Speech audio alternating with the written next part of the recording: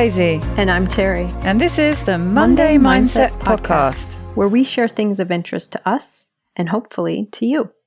So let's get started with episode number 217. And today it is Terri's turn to share something with us. Terri, what do you have? Well, Daisy, first, I just wanted to acknowledge, you and I both know this, but listeners wouldn't know this if we didn't share. This has been kind of a difficult day for us to record. We got it scheduled Saturday morning, my time, Saturday afternoon, your time. Got on here, finally, made it all happen. And then there was this huge asphalt truck in my neighborhood fixing everyone's driveways, really loud. And Daisy's really good about the audio for this podcast, but there was just no way of compensating for this. So we rescheduled. I went on a bike ride. My phone died. I went late on the bike ride, couldn't reach Daisy.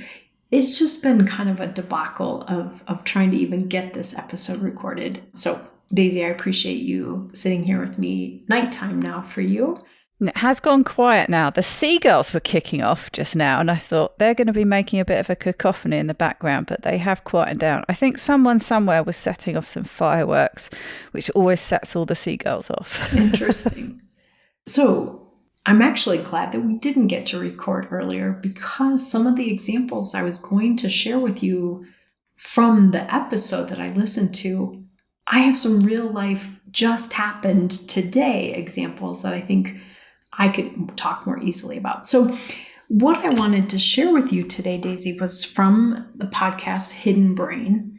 And some of you, if you listened recently, I did another one from Hidden Brain. I'm probably going to do a lot of them because I accidentally paid for a year-long membership. You forgot to cancel. So I want to make sure I listen to as many of this podcast as possible. And I think they are interesting topics. But this was an episode of Hidden Brain, and the host of that name is Shankar Vedantam. His guest was a man named Ethan Kross, who is a psychologist, a research psychologist at the University of Michigan. Daisy, you don't have that reference, but I went to Michigan State, and our main rival was the University of Michigan. So, right. So it's even hard for me to say to this day. But so he is a research psychologist. And funny, I listened to this whole episode with them before I realized I have his book that they're talking about. I started it. Maybe I got through the first chapter, but I have not finished this book. So now I have another book on my must-read list. So he wrote a book called Chatter, The Voice in Our Head, Why It Matters, and How to Harness It. And the title of this podcast episode is called Befriending Your Inner Voice. And this is a topic that I think about a lot, talk about a lot in my work. You and I talk about it a lot. So I got very excited when I saw this episode come up, decided to listen to it. And now, like I said, I do need to go read the book because I think it's really a great, useful tool for all of us. And so obviously, by reading the title of the book, you already know it's about chatter. It's about that inner voice. The challenge for most of us is that inner voice focuses primarily on negative things. It's kind of the rare person who has this inner dialogue going on all the time. Like, you're wonderful. This is great. You're so good at this. Amazing job. You know, that's not the inner dialogue most of us hear. That inner voice is often very critical. That inner voice often brings up worst case scenarios, kind of catastrophizes things for us, replays negative things. Like, I'm just guessing here, but many of our listeners probably experience something similar to what I do, where I can remember in my mid-20s as a teacher, I said something to one of my colleagues that to this day, I think it's been 30 years, I am still kicking myself for saying, Terri, why would you say that? That was so bad to say. I can't even believe she handled it as well as she did. That was, I sometimes, I will lie awake at night thinking, what was 25-year-old Terri thinking with, oh my gosh, I can't believe I did that. And just spiraling from there. So in the middle of this podcast episode, they shared a segment from a Seinfeld episode, and probably nothing I've ever shared on here before, but I am not a Seinfeld show fan. But this was kind of a funny little episode or clip because Elaine was on a train going to a wedding and the train stopped. And so, kind of a little bit of a highly anxious person. And she started saying, oh my gosh, the train stopped. What if I don't get to the wedding? Oh my gosh, I have the ring. They can't have a wedding without the ring. You know what? This is just like, and she just was jumping to these things that at some point she was comparing the situation to how people must have felt during the Holocaust. Like brain was just spiraling into these other things. So this whole episode is about that inner chatter. And Ethan Kross, the guest on here, really comes back to time and time again. One of the challenges with our inner voice or with our chatter is it's kind of like us getting stuck on this negative loop. And one of the words that he used often is this circularity of this loop, that it just goes around and around in circles. So we don't make progress. We don't actually solve the issue that we're churning around in our mind. We just keep going around and around with it. And again, it's negative. So it's also almost like spiraling downward. If you kind of imagine like the water going down the drain, it's just, it circles down and keeps getting lower. Yeah, because it gets a bit worse on every circuit, doesn't it? It's not like it just sort of spirals a repeat sort of Groundhog Day. It generally keeps getting worse and worse. Absolutely. So again, this whole catastrophizing thing, we start with, this isn't very ideal, to this is the worst thing ever and I can't recover, and for many of us, we can go there pretty quickly in our brain. So he talked about, unfortunately, the chatter can often be, this inner voice can be a harsh judge. It can be a second guesser. It can be a fearful prognosticator. It can tell you, oh no, this is going to happen now, and then that's going to happen. It's just going to get worse. It can be a repetitive ruminator, just going over again and again. We might experience it, as you and I have talked before, as imposter syndrome. We might even hear this inner chatter as a disappointed parent or teacher. So when we've done something that we're not comfortable with, we kind of internalize that kind of shaming, disappointed voice. So I think one of the important things in this episode is just recognizing our inner voice is not always the same. And even you and I, Daisy, may have our inner voice doing different jobs for us at different times. One of the reasons our inner voice can be challenging for us is it does focus in on things we are concerned about. Hence why we ruminate, why we keep circling around, because it's something that is of concern to us. Sometimes it's not a present thing, like why am I still overthinking this statement I made 30 years ago? But sometimes it's based on our performance, whether we'll do well enough at a task, will we get a good enough grade, will someone accept our invitation to a social gathering or a date? All of these things that inner chatter gets going about. The other thing that we can do in our inner thoughts is we can ruminate about the past. We can keep playing that conversation over and over, or that rejection, or that kind of failed attempt. Or we can have our inner dialogue going on and on about a future event. So we worry a lot. Again, this is not very helpful to us overall. But people who research this, and Ethan Kross, his colleagues, and he researched this, and they find that the inner voice is actually really important for us to have, even though it's super annoying. and can keep us up at night and can get in the way of lots of Sometimes things. will not shut up. That's right. But it's actually really important because he gave an example of a woman. I'd never heard this story before, but she is a neuroscientist. So you can imagine how her brain works, pretty important to her. A neuroscientist called Jill Bolt Taylor. In 1996, she suffered a stroke that actually silenced the voice of that inner dialogue. Because of where the damage was done during the stroke, she didn't have those processes. And she did a TED Talk or a presentation on this. And she said at first she was elated. She says, just imagine 37 years of all this negative self-talk and all of this emotional stuff. I had no access to any of it. It felt great. The problem is that if we don't have that, we lose a lot of abilities. So really, our inner voice is a process of kind of verbal introspection. It's a way that we can process what's going on with words. And one researcher actually walked around New York City asking people to just share what they were thinking. And it was all over the place, crazy things that they were thinking. And it really just shows how it can be very non sequitur. It could be just doesn't even make sense. These things don't even connect. But that's often how our inner dialogue works.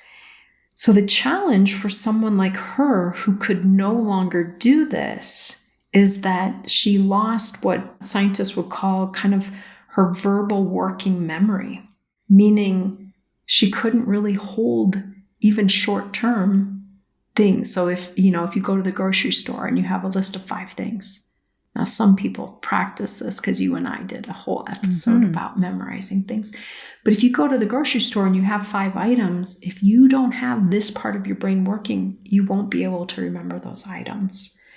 So even though it quieted her critical self-talk, it also took away important things, takes away the ability to create plans. That's part of what this inner voice does. It also allows us to kind of control ourselves. And he shared an example of exercising. He was exercising and he really was not feeling it, wanted to stop. And his thought process kept him going. It's okay, you've only got a few more. You can do this, you can do hard things, or whatever, his inner dialogue. So having this inner dialogue, we can't get rid of it. And oftentimes I think when we are annoyed by something, our first goal is, hey, is there some way I can just stop this from happening? I guess you could have a stroke or you could have a lobotomy and this part of your brain could be altered, but again, you lose out a lot of other important things. So instead, what they talked about is more important is learning how to manage it better. Probably not surprising to listeners. That's often a way that you and I talk about things. We can't totally prevent them from happening maybe, but we can handle them differently. And that even the critical part of this can be helpful. We learn to do things from some of our critical messages to ourselves. We push ourselves, we change because of it. But it really is about the dose and the frequency. How critical, how often. So kind of using some ways to manage it differently.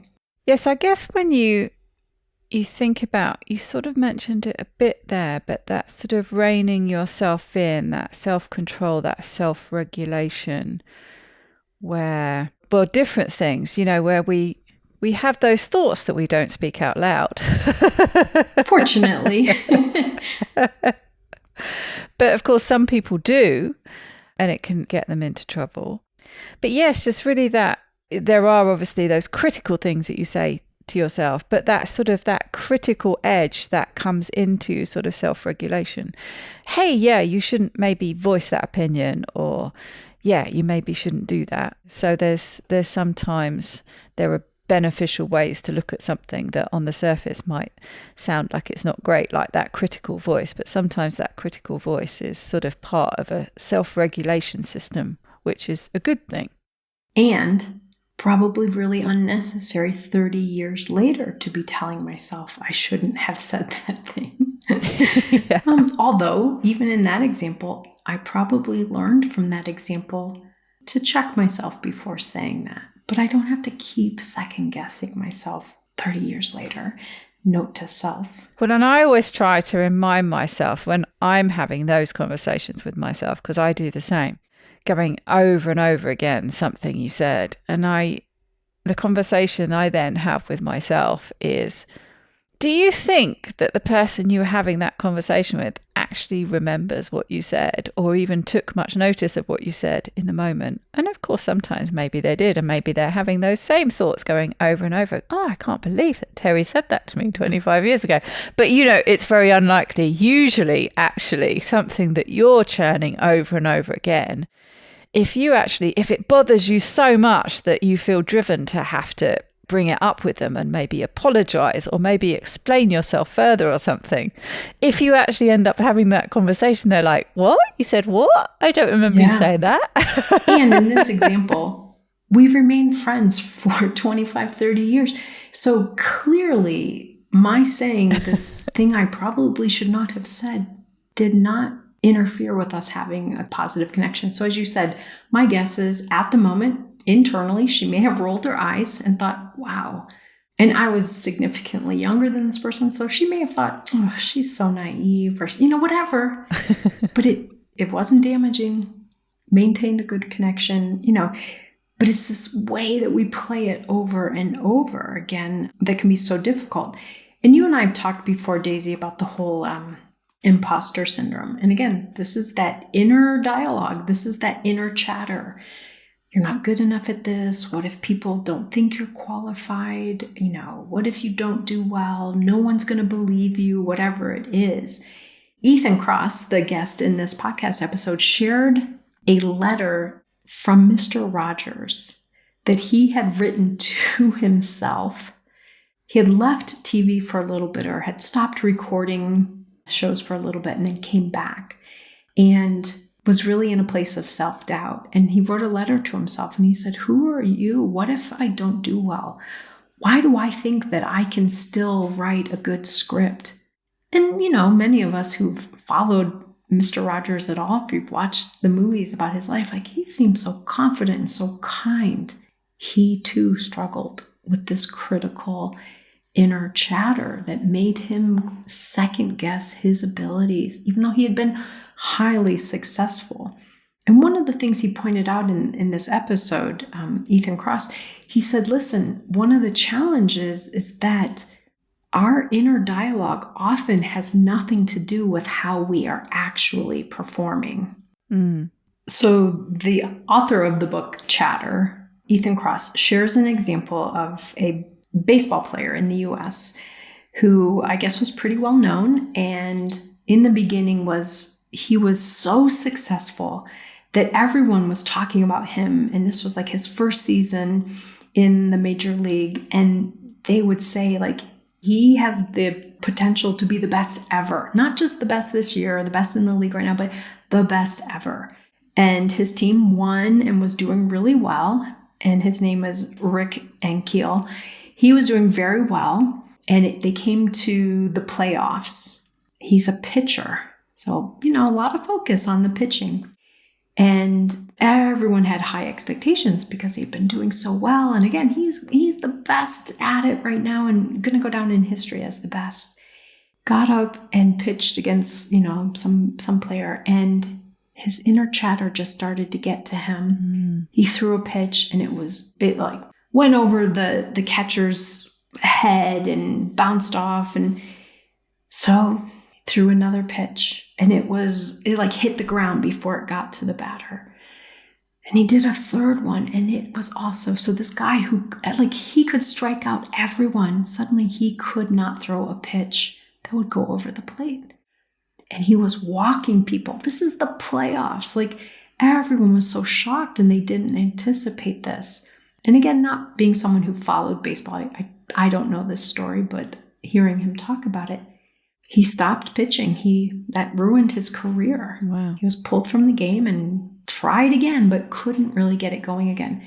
He did transition and became a great outfielder, but his mind chatter got in the way. And then he talked about, like, he would lie awake at night thinking about, what if I can't throw a strike? And he would get sweaty and think about it at this time, which reminded me of a show I've been watching on Netflix about Simone Biles, who withdrew from the Olympics. And they were talking about something about her experience and what was going on and why she withdrew. And they talked about something I'd never heard of before that gymnasts experience, and they call it the twisties.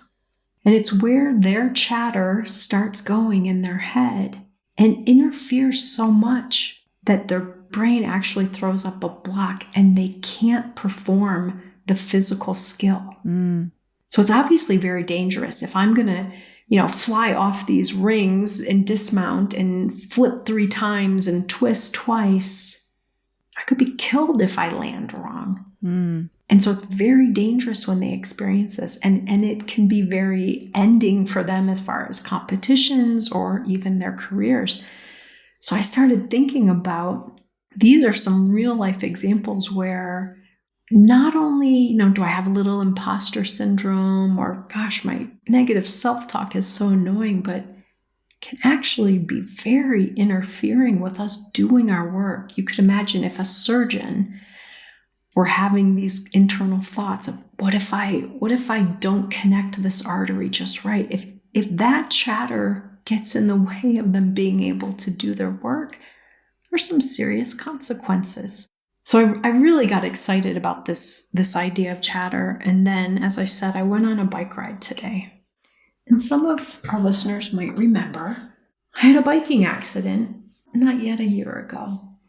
And I wish I had a really grand story to tell about how I had a biking accident, like that I was coming down a 14,000 foot mountain and, a mountain lion came out in front of me. But no, I was riding through the neighborhood to go to the mailbox, and I used my front brake full on with disc brakes, flew over the handlebars, broke my clavicle and 3 ribs. I would say physically the most painful thing I've ever experienced, and the recovery pretty nasty. So I'm on a long bike ride today, and we were going uphill, a lot of it slow, a lot of hard work, but slow. I'm totally comfortable. On the way down, the chatter starts going, because the way down from that mountain is just downhill. I didn't need to pedal for miles. Big curves, cars coming around the curves unseen that I couldn't tell were coming. And I, of course, don't feel comfortable going fast, because what's happening in my brain? This is why you're going to fall. If you fall now, you're going to kill yourself. This isn't going to be your clavicle.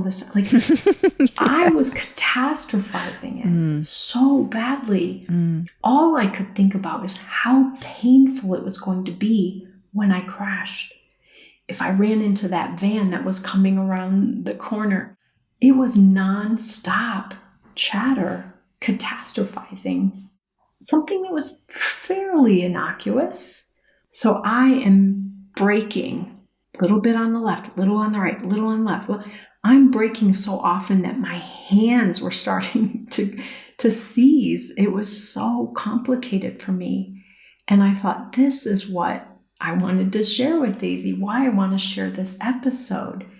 Because that mind chatter at some point almost caused me to have an accident today, because I couldn't focus on just going down the hill and turning around the curve.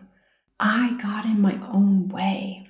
Yeah, it's interesting how with all those examples are quite physical, and I guess it quite often comes up with physical stuff where at some point, but it's with anything that you're quite practiced in doing, that you can do. At some point, you do kind of need to switch the chatter off and rely on the muscle memory, or rely on the fact that you know how to do it.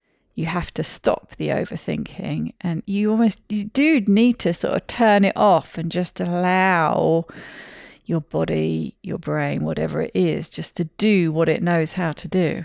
Absolutely. But yeah, it's kind of, how do you do that? How do you do that?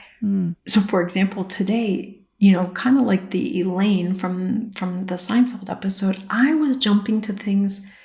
We're recording this around the time of the Tour de France, and it's been on a lot at our house, and every possible show that has ever been done connected to the Tour de France, not of my choice, but I don't remember what year it was, but one of the team members, one of the guys in the competition it wasn't in the Tour de France, it was in another ride, but he fell off the cliff and died during the race. That's you. So you can imagine what I'm thinking about today.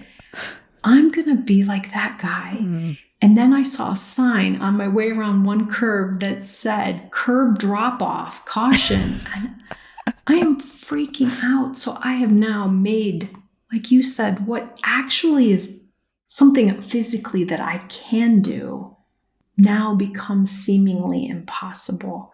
And I had lost perspective. How many people ride on this road every day? None of them have fallen off there. Mm. But my brain was going to, but you could be the one. This is probably going to happen to you. Actually, you know what? I can imagine you at the bottom of this drop off. Like, it was insane. So here, let me show you a picture of your mangled body. Yeah, that's what it was doing. Totally. And then I'm thinking, okay, last time I broke a clavicle and I was only going, 2 miles an hour in the neighborhood. I'm going 22 miles an hour down this hill right now. I'm going to mangle every part of my body. I'm going to have no skin left. I mean, it was ridiculous. Inner chatter.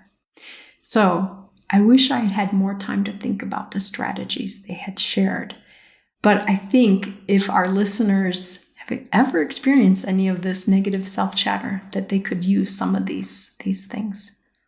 So one strategy that we can all practice with this inner chatter is to start practicing some distanced self-talk. We want to kind of create some distance. And Daisy, this is actually a strategy you and I have talked about in other episodes, but it's a way of kind of getting me out of the emotional response right now and distancing myself from it a little bit. It might mean using my name, talking about myself in the second person rather than, oh my gosh, I'm going to die, to say, now, Terri, everyone else ahead of you is doing fine on this curve. You can do this. It's really not that dangerous. So creating some distance in our self-talk can be one way to interrupt that inner chatter. And I think it's a really important one. Wish I'd thought more of that earlier. Oh, I could just crash into them and take everyone out. Which I'm sure I will, because I'm wobbly on my bike anyway, and I'll probably kill everyone in the group. Yes. Another one that we can do is some mental time travel to kind of, again, take ourselves out of this moment and think about, how will I feel when I get to the end of this bike ride? We were heading to a coffee shop. How will I feel when I get to that coffee shop? How great that's going to feel to have come down this hill, rather than focusing on the intensity of my reaction right now. Sometimes another strategy that we could use is to relabel our emotions. Now, oftentimes in the examples I've been sharing, that inner chatter creates anxiety. Fear and anxiety are kind of the emotions that we're experiencing. So we could relabel that. This isn't anxiety. This is investment in what I'm working on. This is how important this is to me. This is exciting. We can change the name of the emotion that we're attaching to it. And the last one they talked about was something that they found out in some research when they were looking at how people get through really difficult times. And some of the participants in a particular study were Israeli women navigating living in wartime, in a war zone. And how did they get through that? So they used a really common practice, but they brought out a ritual. And what they did was they prayed nonstop. And by focusing on the prayer, they were no longer focusing on the terror or the fear or the concern. And so this really helped the researchers to think about how we use rituals. And again, going back to some sport examples or performance examples, Certain athletes have a routine before they shoot a free throw. They dribble 4 times with their right hand. They swish it around once in their hand, and then they shoot. Someone, before they give a speech, they pat themselves on the back, clap their hands 3 times, and say, "Go get 'em, Tiger." Something. We can break ourselves out of this chatter by putting in place a ritual that gives us something else to focus on and often creates a different emotional state. So if I'm really nervous about going out on stage and I do this ritual, I can kind of move myself into a calmer emotional state rather than getting lost in the effects of that chatter. So those were the primary strategies that they recommended. As I said, I'm going to have to go back and listen to this book now. I now say listen to this book because I don't even read physically I'm anymore. the same.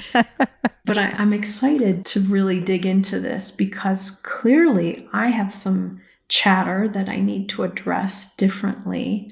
But I think it's also just such an important topic for all of us that I want to have some more insights and more skills to help people with. You should listen to it while you're out on a bike ride going down a hill. There we go. Yeah, I was trying to think of some of the sort of ritualistic things. I couldn't think of anything specific that I've done, but I know I have them. Things that you say over. I mean, I'm not somebody who prays, but having some kind of mantra of some kind that you say over and over, even if it's something really simple that you're saying to yourself, like, you can do this, you can do this, you can do this, you can do this, you can do this, you can do this. It's the repetitive nature of it. Yeah. It? You can add to that by saying, Daisy, you've got this. You can do this. Again, it's like that voice of someone else who believes in you. We want to use that voice.